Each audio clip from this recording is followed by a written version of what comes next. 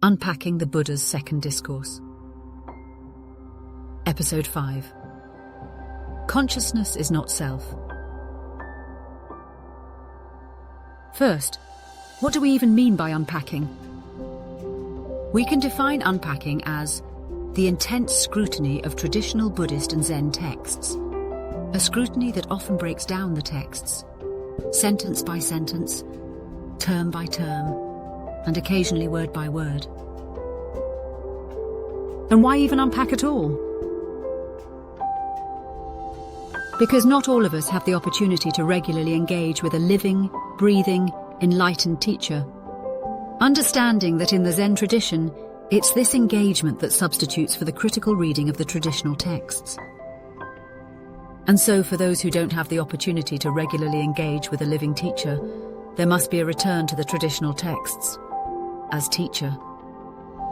And with that return is the understanding that the texts are best approached as sequences of riddles, or perhaps as sequences of landmines.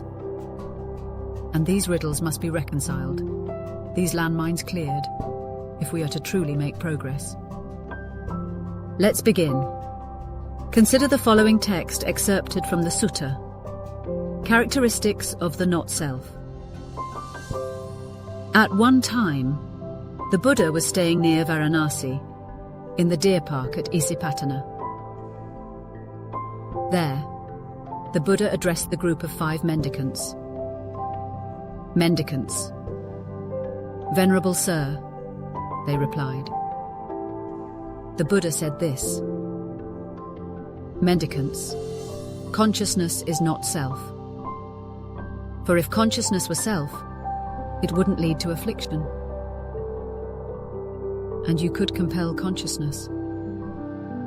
May my consciousness be like this. May it not be like that. But because consciousness is not self, it leads to affliction.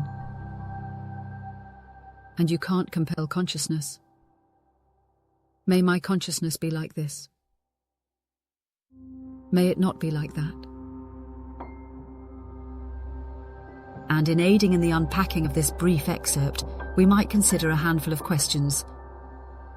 First, what would be the distinction between the phrase, consciousness is not self, and the phrase, consciousness is not self?